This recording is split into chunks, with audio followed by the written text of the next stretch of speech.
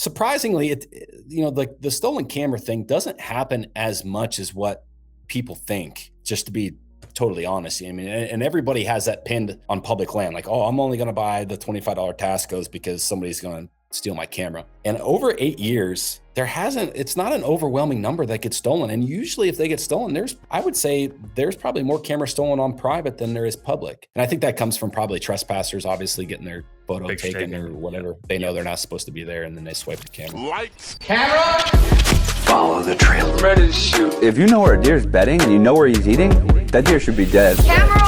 If you're passive on a deer, what you're doing is you're teaching them. I've got 30 bucks in the Michigan record book. Everyone but one has had at least one previous wound on his body. Some had as many as 4. The Exodus Podcast. Your source for all things whitetail. Took 8 years to make this podcast. We're here. It did take 8 years. Yeah, 8-year anniversary episode. We like to do these every single year because I think a lot changes in the business from a full calendar shift. And something that hasn't changed, though, is an anniversary sale. And this Friday, we're launching a killer opportunity to lock up some Exodus equipment. And essentially, 25% off site-wide. A deal that good, we have to cap them. We have to cap them on the cameras. So first 300 renders or any render bundle, first 300 rivals or any rival bundle, you can save 25% off by using the code EXP. And then everything else on the website, arrows, gear, accessories, solar panels, booster antennas, 25% off, uncapped, all the way to June 12th. What do you think about that? Makes me want to buy a camera. Dude, it's pretty dang good because we get inquiries all the time. Dylan's always coming over to me. Hey, when's our next sale? This person's looking to save. What if they order 20 cameras? Like this right now, good as it gets. Is as good as it gets. Like compared to Black Friday, it's essentially the same sale. 2 big discounts a year. This is one of them. It's the kickoff summer. So be proactive, man. Don't wait, because with those caps, they will go fast. So Don't hesitate. You get the email. So when's the email going out? You said the 19th? Friday, 8 a.m., May 19th, Friday, 8 a.m. Central Standard Time. We're sending out an email. But if you want to show specific support for the podcast, use the code EXP. We'll also have the discount code in the email. We just can't track it as much. Basically, we want to make sure guys support the podcast, appreciate what we're doing. And it's the same exact thing, same exact discount, but it's just a way for us to measure it. That's just the kind of the marketing analytics guy in me. So humor me on that for anyone listening. Well, you got it. So right now you got the code. Don't wait. That goes set live a reminder on in the your 19th. phone. Don't wait. There's always a handful of guys every year. We've done this for what, 6-7 years, probably anniversary sale, maybe 6 years, 5 years. Yeah, for sure. 6. Yeah. And every year there's always a handful of people that say, "Oh, I waited too long. Can I still get the discount?" Don't be that guy. Oh, yeah, we only have so much inventory, and that's why we wish we could do it for 10,000 cameras, but we can't. And the other thing to mention with this too, in all websites, everything else, my emails getting bombarded with discounts. But I really want to highlight this.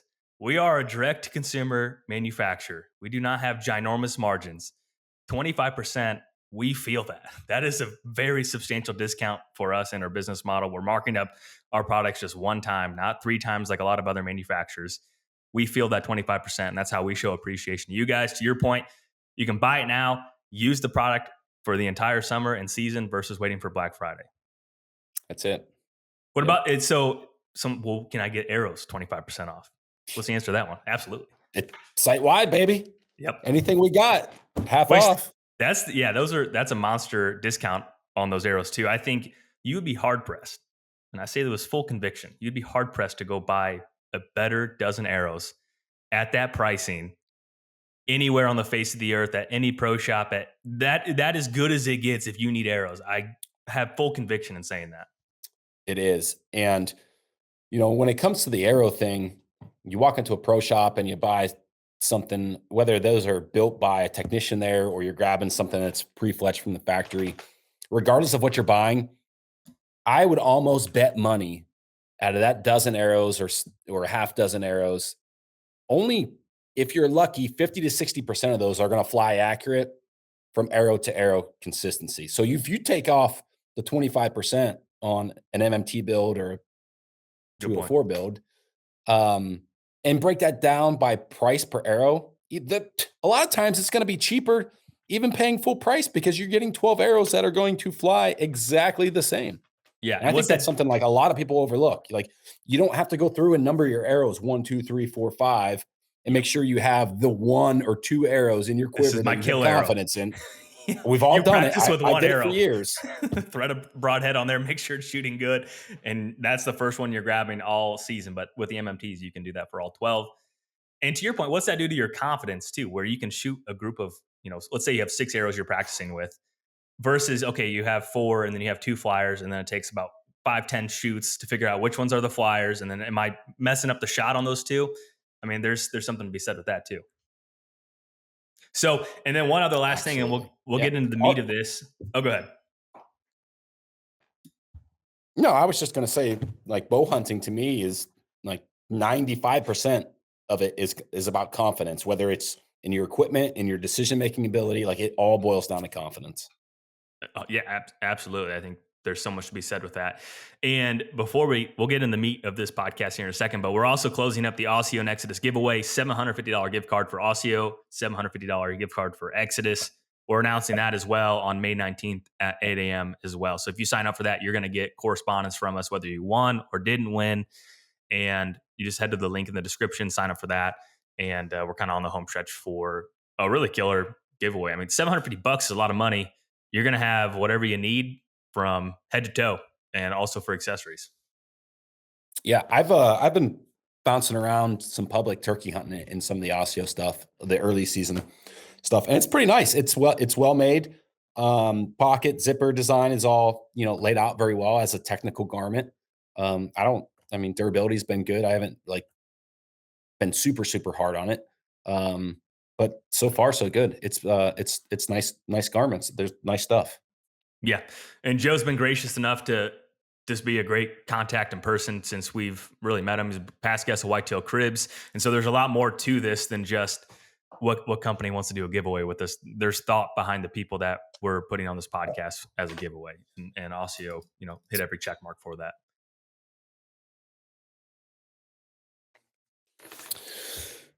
So what else?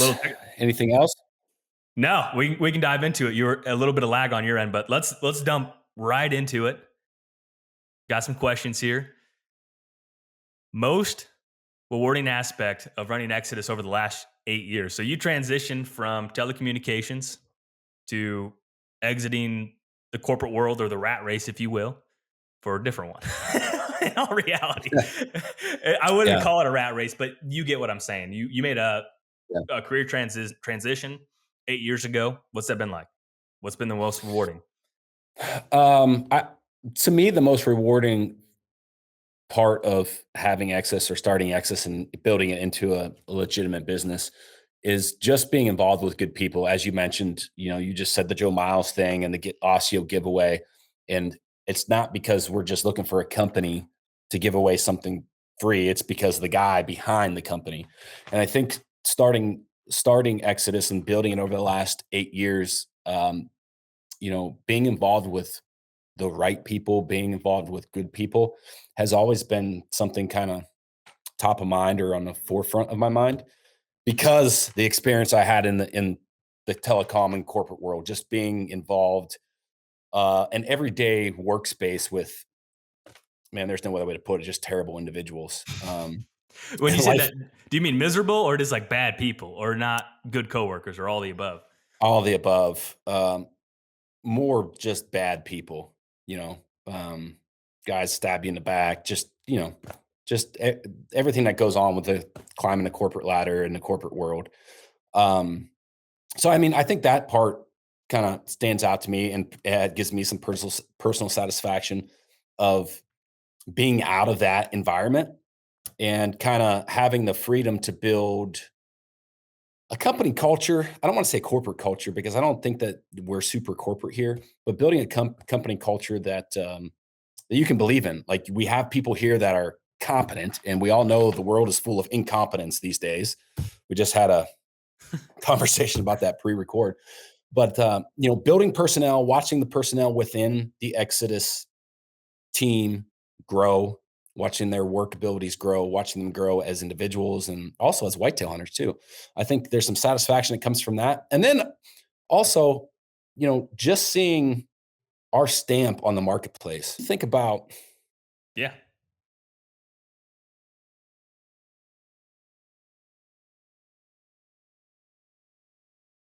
us starting as a D2C company back in 2015 and watch the market change because of some of our policies. I mean, and I'm referring to the warranty policies.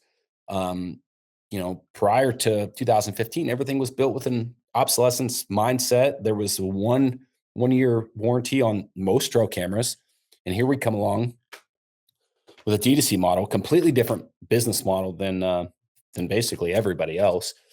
And we did more than just say we wanted to have or had the best customer service. I mean, you hear that line from every company in every product category. We have the best customer service. We care about our customers. Well, it's one thing for those words to come out of your mouth. It's another thing when you back it up by action and you put your money where your mouth is. So having that and seeing the impact that we've made on the trail camera space over the first 6 to 7 years with companies changing their warranty policies and becoming more competitive. To me, that it's amazing because at the end of the day, whether people are buying our products or buying somebody else's products, they're still winning. And that came from us. So I think that's to me, that's a big deal. Yeah, I couldn't agree more with that, and that's so apparent. I think as companies change policies to be more competitive with some of the offerings that Exodus had or has, is says a lot. And beyond that, I think I always just kind of look at things like how much like Exodus's DNA or thumbprint of what that looks like from a trickle down perspective, from product side, content side, to your point, and everything else. And I do think sometimes when you're in the trenches, it's hard to understand how much that has spider webbed over the last 8 years. And obviously that's really rewarding. I was listening to a business podcast this weekend. It was funny because it resonated with what we had here at Exodus. They have a large podcast now, and their first like 3 episodes, I think the first one had 30 downloads. The one after that had 25. So they lost some of that listenership. But I think that's so apparent that you just have to get started. And if you continue to do what you say you're going to do and just show up and be consistent, the market rewards that. And you look back at, where Exodus was and where we're at today with the team we have and the amount of products we move and the general sincere outreach you get of people that are just really thankful for the products we make and the content we put out. So I think that's a really rewarding aspect to be part of Exodus in that regard. One thing that has not transitioned anywhere else, no one's been brave enough to emulate the 5-year theft and damage policy. No one's done that one. No, I don't think anybody really will. I think some of that boils down to, the business model that we have. And also at the same point in time, like it goes back to my statement about the customer service and, it being more than words, but being backed up by action. Because whether a trail camera gets stolen or if it gets damaged by, something that's some circumstance that's out of the control of the end user, like most companies just see it as a additional sales opportunity. And like that's probably part of their forecast or part of their sales strategy to some extent. I mean, Apple got in a lawsuit over that. Right. Throttle on phones so they could sell more phones. Yeah. So I think, I don't see anyone stepping up to the plate to that extent. But for us, it was just a way for us to lead by action and say, hey, like, there's some added value here with what we're doing. We're willing to have your guys' back and sell something or give something at cost because, something bad happened to you essentially. Mm-hmm. So it's not like surprisingly, the stolen camera thing doesn't happen as much as what people think. Just to be totally honest. I mean, and everybody has that pinned on public land. Like, oh, I'm only going to buy the $25 Tascos because somebody's going to steal my camera.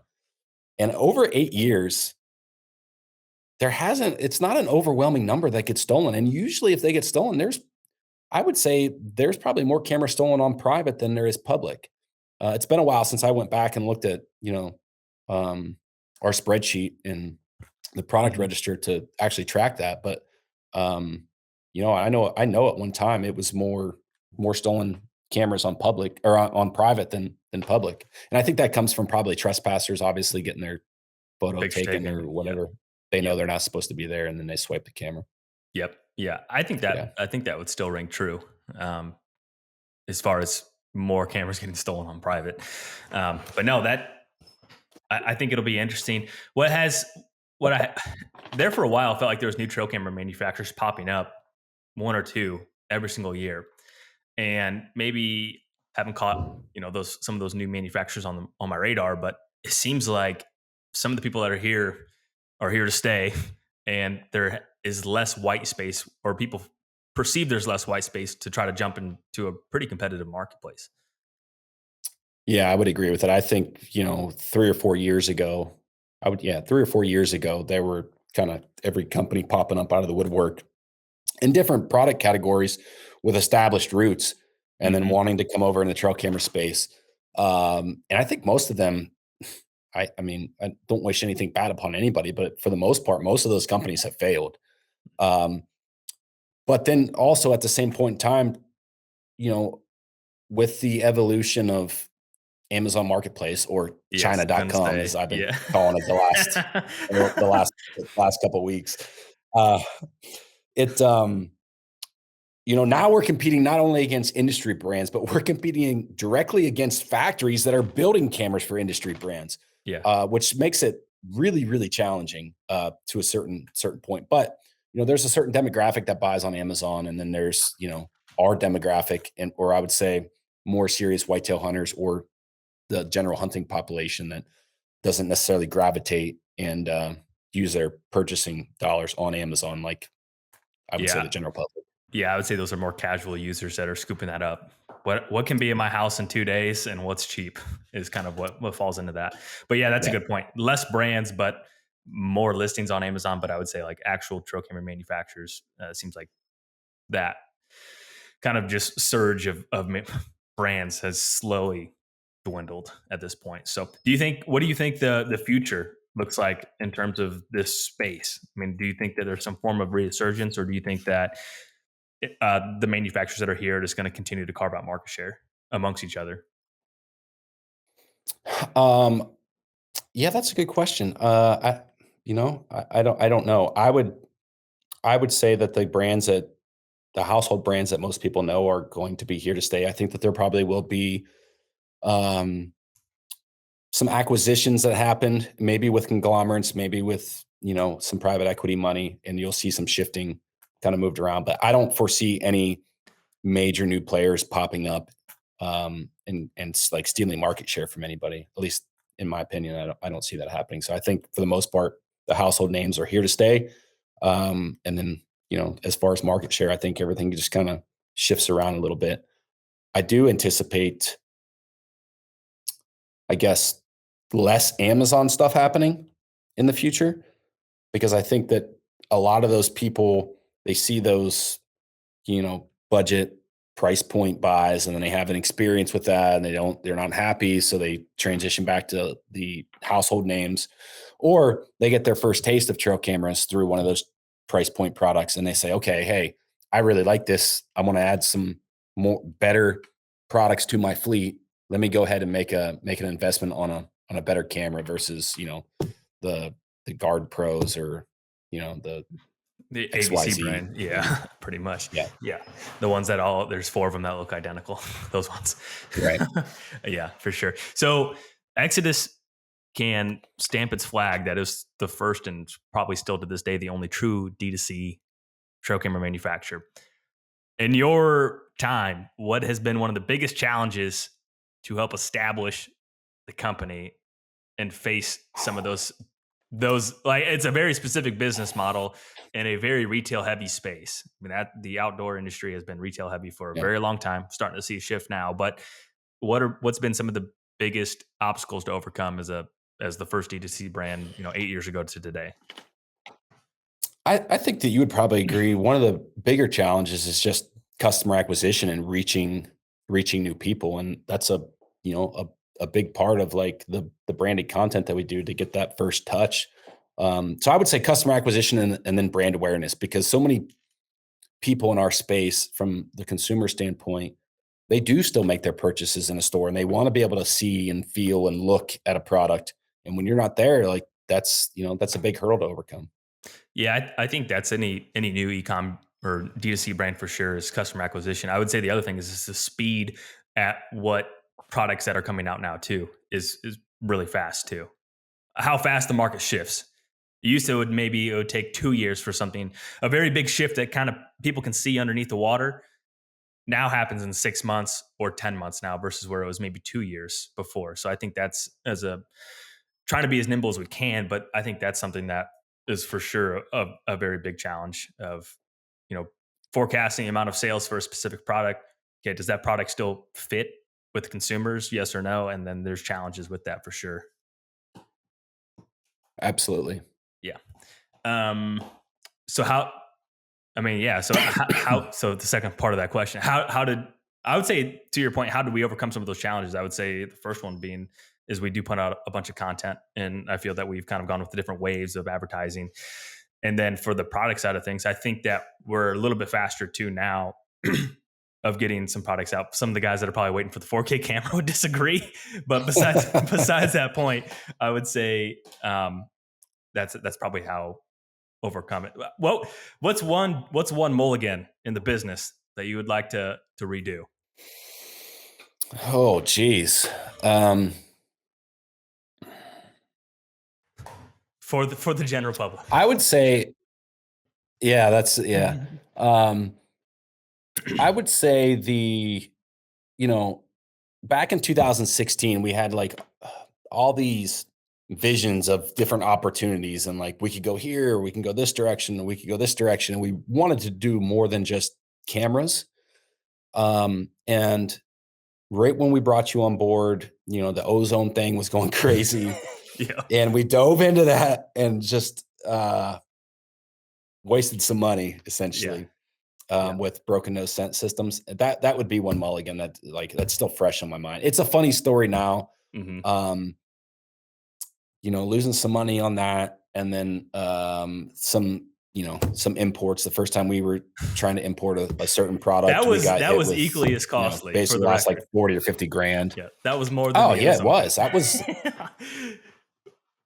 yeah, I think as a young company, without real funding back then, like that was a $40,000 or $50,000 hit. And it was like, oh man, that sucks. Like I remember losing a little bit of sleep about that. Yeah. Yeah, that was a very expensive mistake.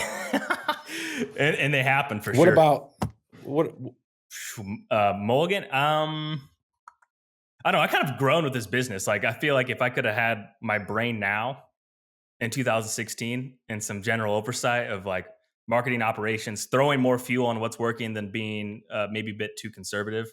I mean, I think that would be one thing. But I mean, I think that should happen for everyone, no matter what position you're in over time. So I would say that would be something of okay, this is working. Let's reallocate very aggressively instead of kind of staying some general courses of some things that are like working okay. So that would be one thing. But I feel like we've gotten better of doing that over time too. Of like, okay, this short form content's working really well, so we need to go all in on that. Or this type of content's working, we need to go all in that. Or everything else. So I would say that would be my mulligan.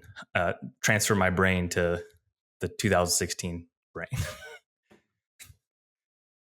Do you feel from your position in operations, do you feel that you're more effective or less effective or equally effective from like product development and everything else? You're breaking up there pretty bad. Okay. So yeah, we're transmitting this over the waves here. So do you feel that you become more effective from a product development standpoint can you still hear me or no? Yeah, I got you. Okay. So do you feel that you've become more effective with product development from 2023 versus, whatever, insert the year, 2015, 16, 17? Oh, like light years ahead.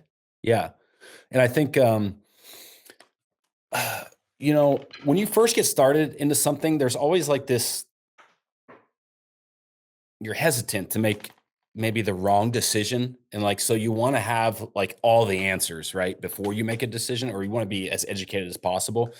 And I think over the years, I've learned that, you know, make the best decision that you can, regardless of what it is. Product development, specifying a certain piece of hardware or tooling design, or just the simple ability to communicate with a bunch of different vendors and keep everything kind of on one page. Um, I'm not afraid to make those mistakes anymore. Like where before I was a little more hesitant. Now it's like, yeah, this is what needs done. This is what I think is the best decision at this moment of time. This is the decision, and if it's wrong, we'll fix it. We'll fix it on the fly. Mm-hmm. So I think less thinking and more action. I think that's yeah, for sure. So transition here a little bit. We've recorded over 300 episodes here for the Exodus podcast, or pretty darn close to it, with some of, I think, the most accomplished whitetail hunters or the most interesting folks with different perspectives all across the entire country. You mentioned confidence kills, but what are some key takeaways, like switching from business hat to just whitetail enthusiast? What are some key takeaways that you've learned from just being in proximity of some of these people? I think that there's, you don't have to do it one way. I think that's the biggest thing that I've learned over from a deer hunting content consumer. There's a lot of different ways to skin the cat, and I think maybe before I thought that there was maybe one or two different ways. Like if you're hunting swamps, like you had to hunt like Dan, or if you're hunting hill country, you needed to hunt like Jeff Sturgis, or if you were hunting farm ground, you needed to hunt like this guy over here. But I think that there's, so many different great whitetail hunters out there. They all kind of have their own method to their madness. That there's a lot of different ways you can do it. But I think the most important thing, to your point, is having conviction in your thought process and how you're going to execute. But then also, I think the one common trait between all the great whitetail hunters that we've talked about is being very methodical and organized and almost meticulous about what they do. Like, for example, John Eberhart. Not saying like the scent control thing is right, but he has conviction in it and he's meticulous about it.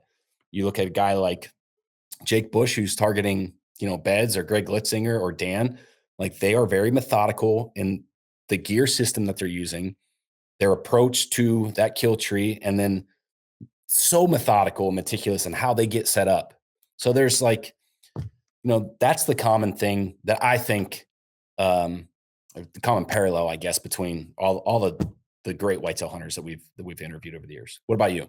No, I would agree with that. I think it falls down to the 80-20 rule. Like whatever your 80% is, have that honed down, and then the other 20% might not matter as much, but you have to have full buy-in on whatever your process is and identify if your process isn't working.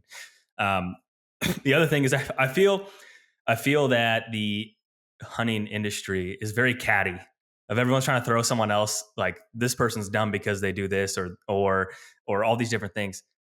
There's a lot of really excellent deer hunters out there. And then even the people that haven't been on the podcast that we just talked to at a trade show or something else, like there's a lot of really talented whitetail hunters out there. And I think that to your point, there's a lot of ways to do things, and just put your head down and do your thing. And I don't know. I think it's just a nature of the industry and the type of people that gravitate towards that is the most professional way to say that. But in reality, everyone just do their thing. And there's a lot of good information out there, and go learn what you want to learn. And if there's someone I want to hunt similar to them, I want to learn how they do it, then go do that. And if you don't want to hunt like someone else, then don't listen to them and don't do that. I mean, I think we're just chasing deer. Like that's excuse me. Like that's at the end of the day, we're hunting deer. We're not doing anything. We're not doing brain surgery. We're not doing anything really life changing. There's people that have so much more impactful jobs than what we do. Like in reality, there's people that leave power on. There's people that like the last week, I thought of this too, where Byron's like, well, how do we optimize our day? Like I'm thinking of a lot of people that I know that get up really early, go work like 4 or 5 12s, have 3 or 4 kids. That dude's way busier than me and has way more responsibility. So I think that is just having a level of just humbleness to like, just do your thing. And there's people that have things that are harder. There's people like, just do your thing. It's the easiest way to summarize that. Yeah. Yeah. No, caddy is a good word. I'm glad you use that because it's like, there's things that, to your point, don't really matter, right? Like no one really cares if you kill a 5-year-old buck. Like no one cares if I ate an Iowa tag last year. Like no one really cares about it, but they care enough to be catty to throw a jab or a dig for sure. 100%. Not everyone, but a lot of the space where they're like people keep tabs on other people. Did that guy kill a deer this year? Yeah. I don't know. I've outgrew that a couple of years ago for sure. Not saying I never thought of that, but I definitely have outgrown that.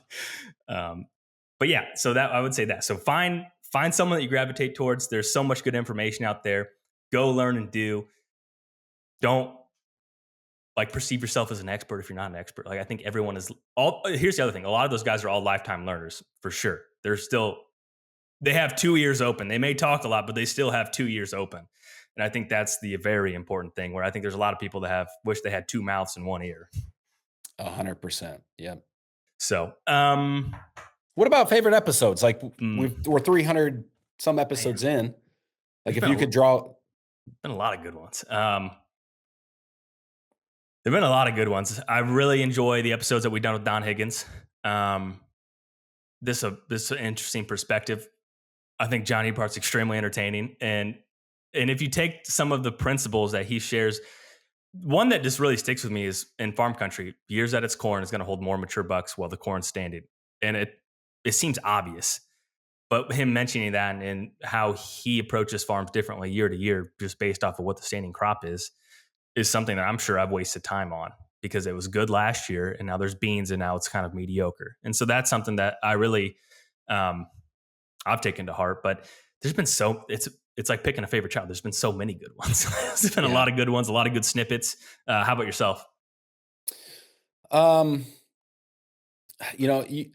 It seems like this question pops up every couple months, right? Like maybe 6 months, or maybe it's every year.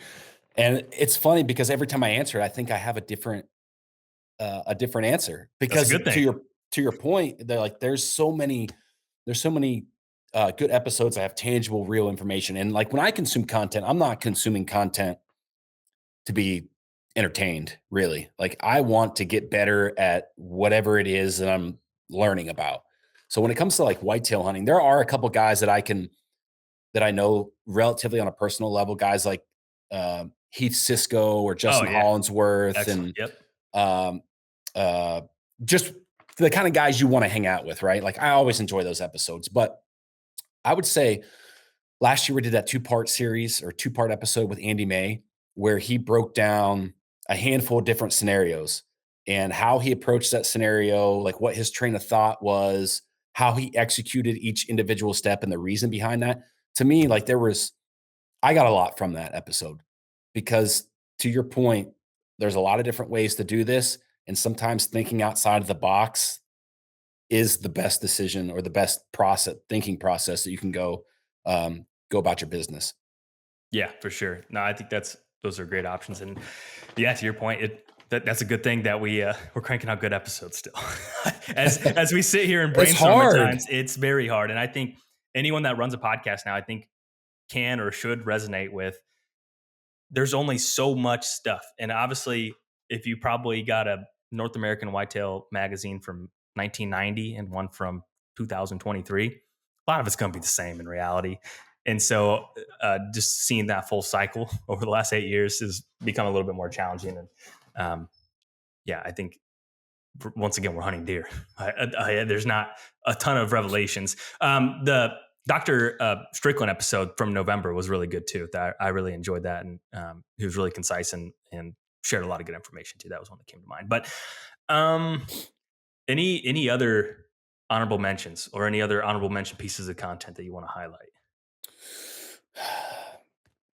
I mean, there's so much. Obviously, the whitetail crib stuff has been fantastic, and that was, in the first, I don't know, I would say the first year, like being on the road and not being, I mean, physically, I like did no part of that as far as like making that a piece of content, but being there, meeting those people, seeing their stories, kind of behind the scenes, was freaking fantastic. Like that was so much fun going into everybody's homes and seeing their deer and like seeing the passion while they told their stories. And it almost felt like we were giving them like some of the average normal dudes that no one knew about. Like we were giving them a platform or a spotlight. And it was like, it almost seemed like it was life changing to some of those people, which was super I mean, it was cool. Yeah, It was cool. for sure. I think it made a big impact for a lot of people that had, small businesses Yep. yeah, I think it was a springboard for a lot of people. And that is really cool. And I think that legacy will live on for a very long time as people still bring it up on a weekly basis internally at Exodus, people reaching out. So, which we have a couple episodes here for later this year. I know people are asking when's like making outreach calls. You get, when's the next Whitetail Crypto episode going to drop? Well, this fall. So if you're listening and you're curious too, we'll have some more this fall. Not a bunch, but we'll have some really good ones. Talking about just the general industry, what misconceptions or myths about, let's say, running the business first and foremost, and then we'll dive into the general industry as well. So misconceptions or myths about running an outdoor company. There's the one myth I think that any business owner probably would like to debunk, regardless of kind of what industry you're in, is like that business owners aren't all rich and like we don't have 100 different people just running our business and like we're sitting back with a hoagie in our mouth, like pointing our fingers around. I think my kids have that. Very man. Northeast Ohio answer, a hoagie of all things to say. I don't know. That's just what came into my mind. I'm not a hoagie pointer, right? Okay. Uh-huh. Like even my kids, 7 and 8 years old, they think because you're a business owner, you're a boss, like you could just take the day off and you could tell someone else to go do their job. And like, there is some truth behind that to some extent, but ultimately, like the responsibility is on your shoulders, Jake. It's on my shoulders. And like, we are the end. Like, doesn't matter if you're going up the chain of command or down the chain of command. Like, ultimately, the responsibility is on us. So I think that's one myth that's not unique to our business. It's across the board to anyone that's a small business owner. And then two, I would say like we don't hunt for a living. Like the general public. I've never once made $1 to deer hunt. Yeah. So those two are the things that pop in my mind. Yeah, I think running a business, this is my perspective, it's a lot like the compound growth, where a lot of the gain and realizations are multiple years down the road. And so you have to like create the foundation just like anything. And then over time, you get some of those fringe benefits. But when you're in the trenches, man, it is a lot of work. It is a lot of responsibility, directly responsible for other people's living. And so they can pay their bills and they can live their life. And I think that a lot of people have the dream of, running an outdoor company. And I think it is great and it's very special. And there's so many people that I have met that I would have never, ever met otherwise. But it all comes with some form of a trade-off for sure. Yeah. Okay. So then what about so that was the business. What about the industry? It was kind of a twofold, but I'm going to get more linear here.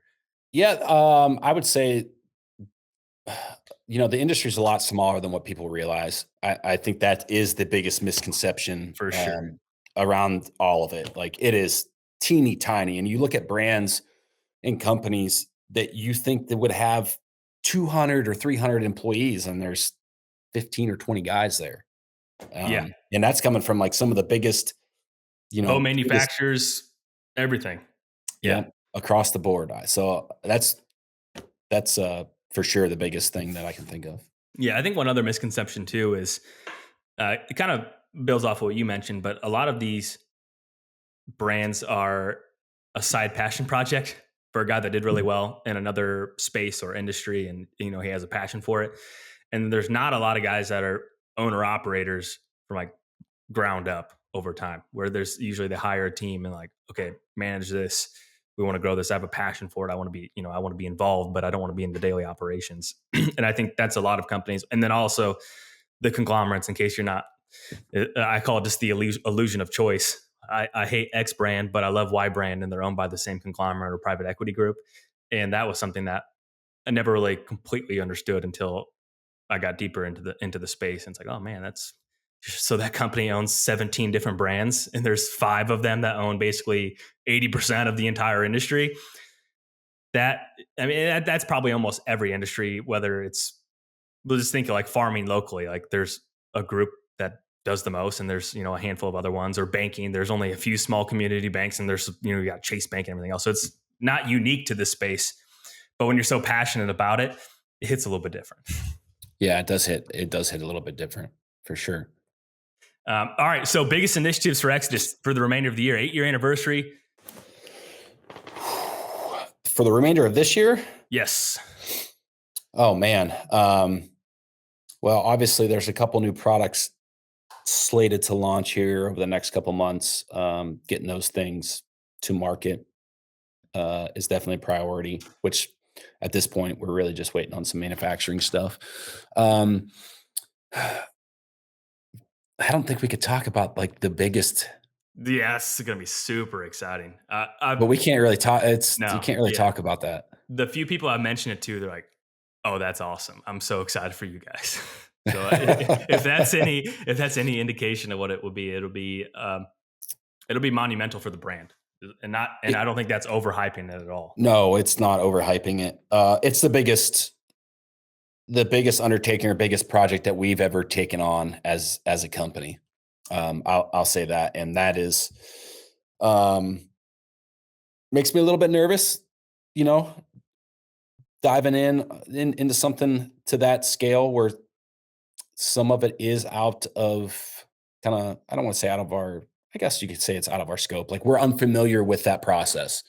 But yeah, I mean, we could just beat around the bush all day, but there's something big coming in 2024. Very big. We'll leave it at that. And we actually had some Q&A questions too that kind of leaked over from last week to this week. So we wanted to make sure we got to all of them. So you ready to dive into some of these Q&As? Yeah. All righty. Okay. You shoot a buck. What are you eating and drinking that night? Oh man. I'm usually going to have an adult beverage that night. So that's usually going to be a Busch Light or some kind of pour bourbon. Doesn't matter what it is. It could be old granddad's or it could be Jefferson's, like Pappy Van Winkle. It doesn't matter. Like, doesn't matter what's in the glass, man. It's who you're with. There you go. Yeah. I think that's a good answer. What are you eating? Usually a protein bar. For dinner after you shoot a buck? I mean, usually it is a busy night typically. Yeah, man. I'm trying to think.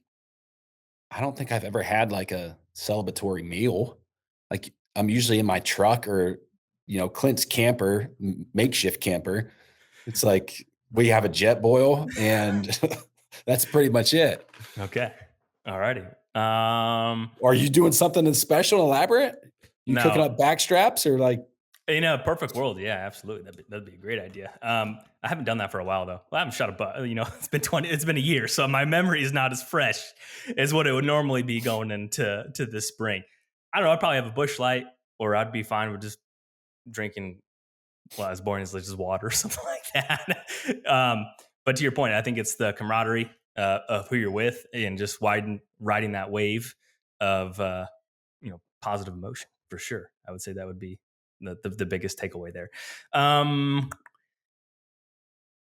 Okay, so this is a good question. I've physically seen deer scoot, in parentheses, around my cameras. What are some of the best tips and tricks to avoid this?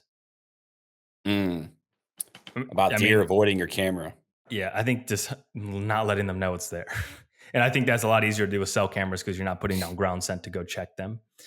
And I mean, yeah, just try to hide them. And then if you're running a cell camera, you're not going to lay any ground scent, which I think a lot of times that is the tipping factor overall that people overlook. They think they see the camera, probably follow your scent trail, and they go up there, and then you still have oil from your hands, and you leave scent on there, and that would be my answer. Yeah, What's your answer? I would agree with that. I think ground scent's a bigger deal than what people often realize. Jake Bush just talked about that in a recent podcast. I've had experience with that on that big 200-inch deer that I was hunting a couple years ago. So I think ground scent's part of it, but I think just being methodical and particular with how you're hanging your cameras, almost to the point where you're looking for cover like you would hang a tree stand, like where, at what height do I have the most cover to be hidden in this set? Taking that same approach with your trail cameras does make a difference. And people think like, oh, I could just strap it to a tree 5 feet, 10 feet away from the scrape, and like deer are just going to come in and work the scrape, do their thing, and not care. And a lot of deer do. Like, don't get me wrong, but if you want to be very particular and do, eliminate as many variables as you can to have as much control of what's walking in front of that camera, take the time to be methodical, get it out of the line of sight, put it on a tree that's bigger than a camera, have some side cover there. Like all of those little details matter to some extent. Yeah, I always hear this from a lot of different people. I put up my camera and that buck was in there the first night.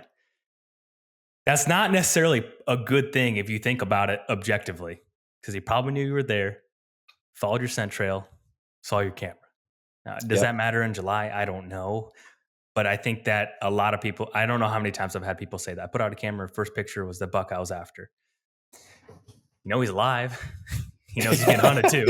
So that's just it. Yeah. And it's like all deer are different too. I mean, some deer walk in front of a camera, know that you're there, and they don't care. And then there's other deer. I can think of an example that we talked about last week on the podcast. We were after a particular deer on public, and regardless of what camera that deer walked in front of, like it would only walk in front of that camera a handful of times and would skirt the cameras the rest of the time. And that was before we were going through the spook proof equation and all of that stuff. And there was a point where we thought the deer was gone and had, relocated, and like he just shifted a couple 100 yards essentially.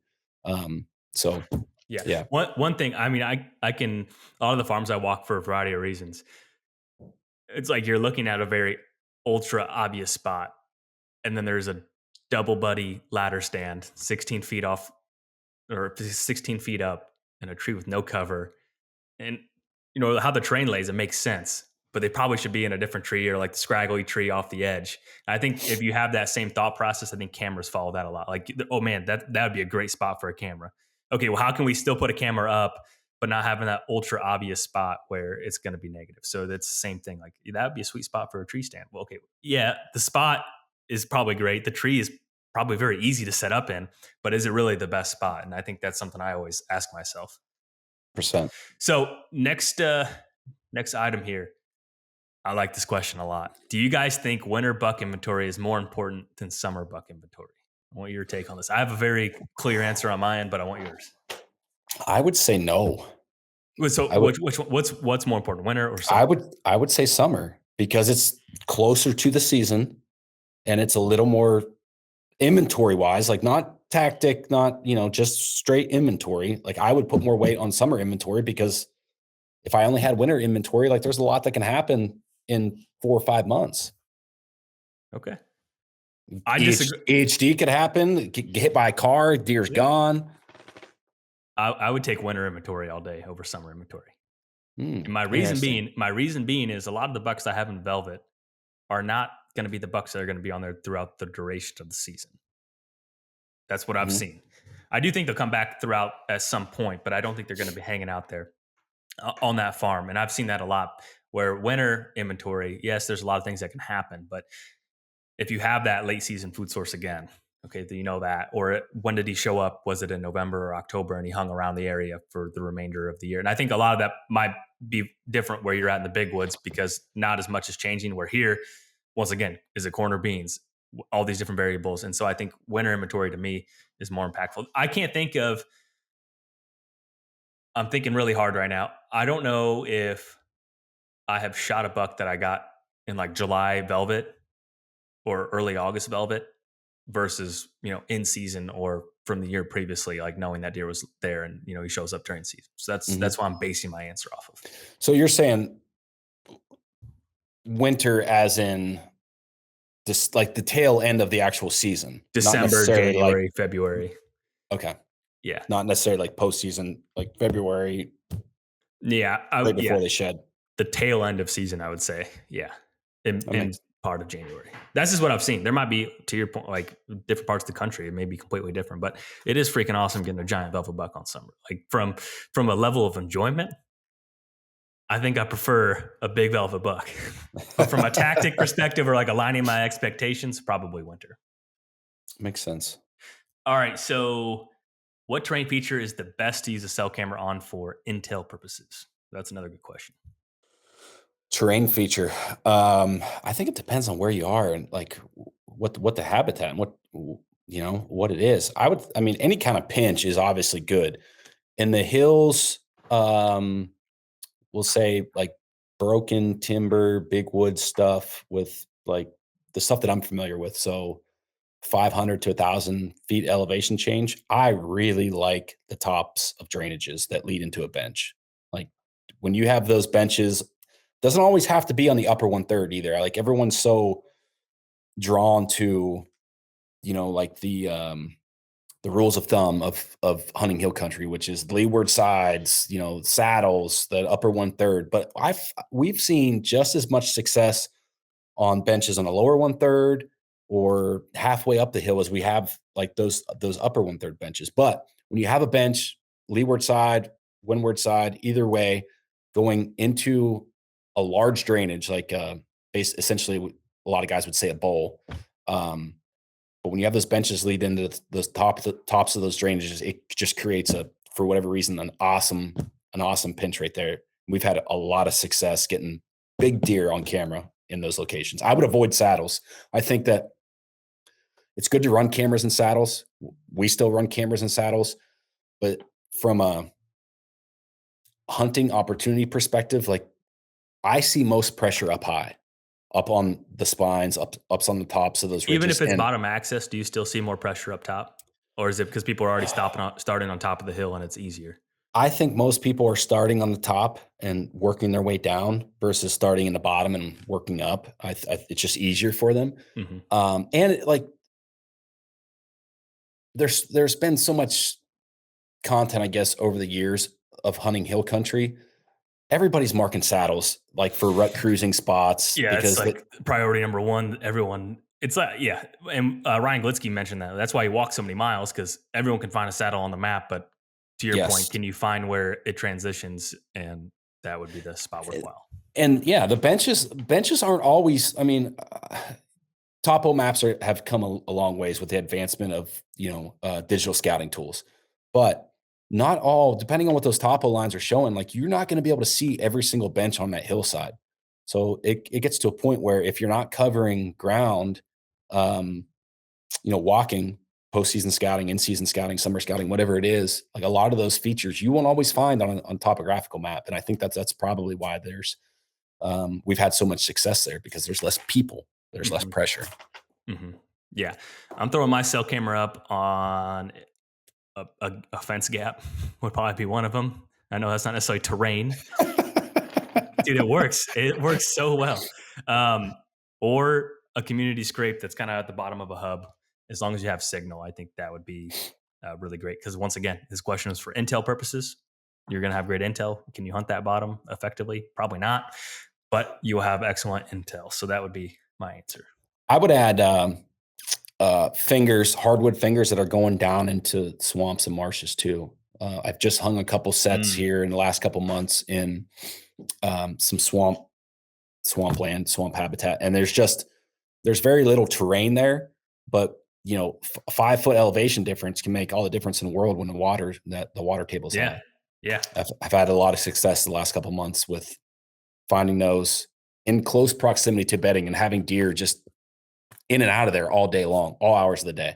Mm-hmm. All right, that's good piece of advice. Let's see. This is kind of same exact. This is probably a whole topic in itself. But how structures and topography factor into thermals and actually direction. I mean, that's a book. That's It is literally a a book. book. So to reiterate, I kind of mumbled through there. How structures and topography factor into thermals and actually direction they travel. Yeah, it could change at 180 degrees.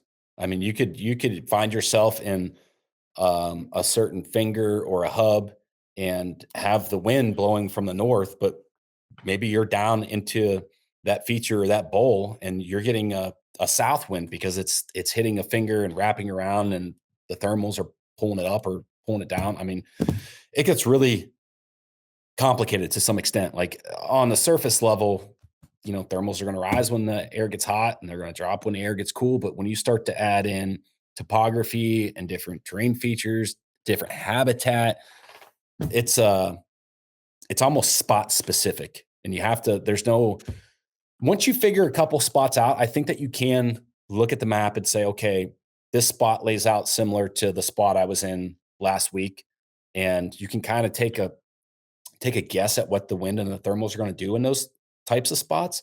And you can be close, but something just as much as wind speed could change what the thermals and what the winds are doing. So it gets really complicated. And I think the only way you're always going to be a student of the game when it comes to thermals and wind, always. You could have the basics down, you could have the concepts down, you can understand what should happen, but until you get to a spot and throw a couple sits at it and see what it does with different winds and different, I would say even like cloud cover and sun temperatures, wind speed, that all that affects what's going to happen with wind and thermals. Mm-hmm. Yeah. It's very dynamic. I think having that trusting milkweed with you. This will be, would you rather not have milkweed with you or forget your rangefinder? Oh man, that's tough. I would say in the whitetail woods, I would give up my rangefinder to have milkweed. I'm in the same boat. Yeah. There was one hunt this year I ran out of milkweed, and I just felt, what the hell am I doing out here? Like I don't know what's going on, and that obviously stuck it out. But to me, that has been such a critical.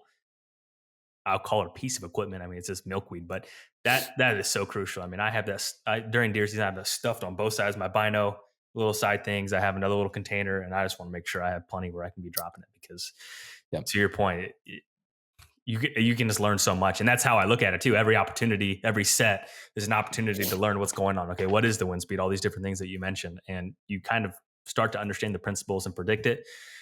And sometimes you're wrong, sometimes you're right.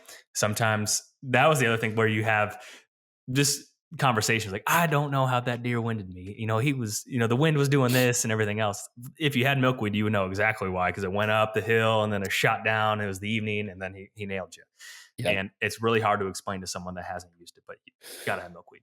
Yeah, I don't know of another way to see what your scent cone is doing, not where you are, because like you can lick your finger, hold it up, and like you could feel the wind on the back of your neck or on your face or whatever the case is. But how do you know what it's doing 25, 30 yards away? Like, unless you have some, like smoke doesn't really work. Nope. I know that there's some guys that use the puffer powder but to me, like to your point, milkweed's it.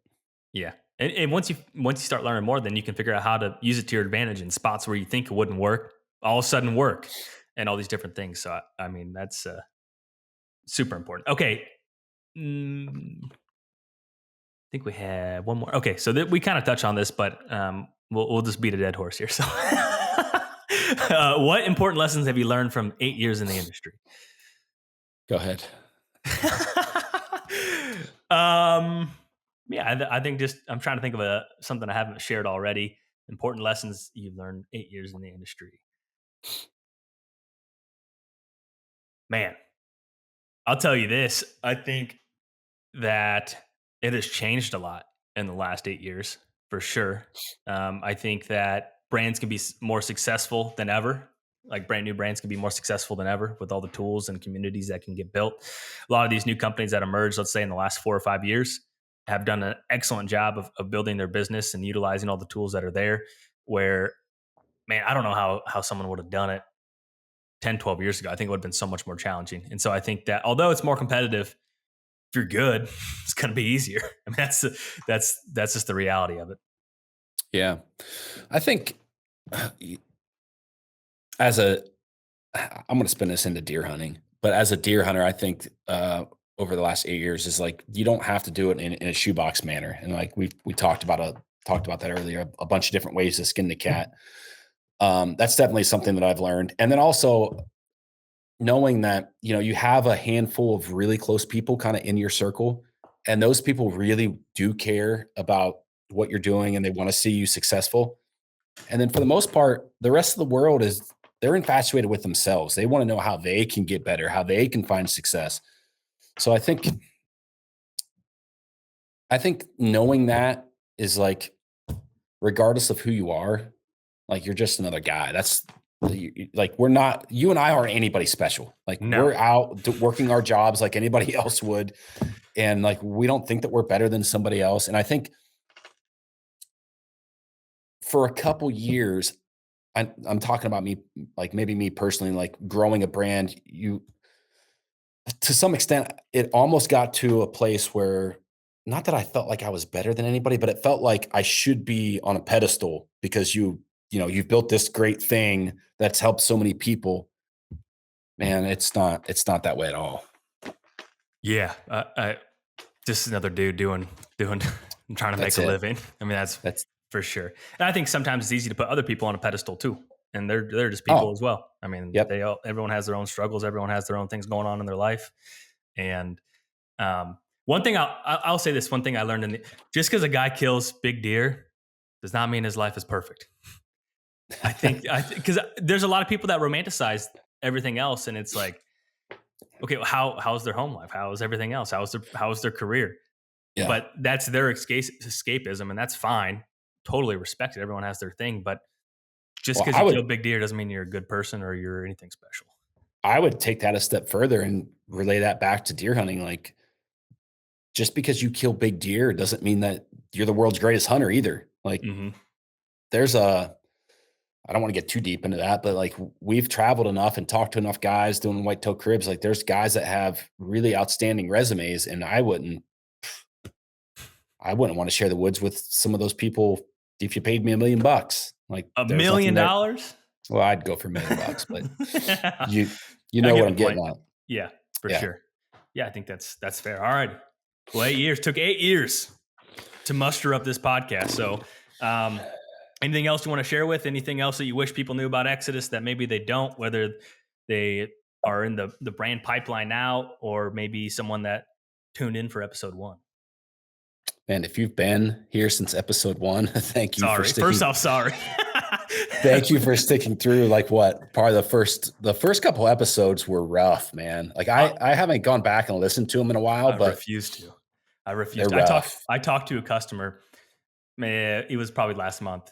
He's like, I love the podcast. And I was like, oh, what episode are you on? He's like, I started with episode 1. I was like, dude, don't do that. Go backwards, work backwards, and hope you never get back to the beginning ones. Just hope you don't get there. So we got a new episode every week. But no, yeah, I think it's extremely humbling, the amount of support, the amount of people that have extended olive branches. And just to reiterate, like some of the people that we have the ability to meet or have met is really special. And I think getting a lot of people who are really passionate about the same thing, it's a good place to be. Absolutely. So last mention here, the use code EXP, 25% off the entire site from May 19th, 8 a.m. to June 12th at midnight. 300 renders and rivals are up for grabs.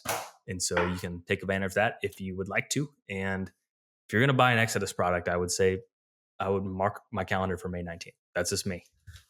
I might buy some more. I might. But no. Anything else here? No, just a very humble thank you to everyone, all of our customers, people consuming our content. As we've mentioned, like, we're just normal guys, that work extremely hard to be successful and try to lead by action, not just words. And, I hope that resonates with people.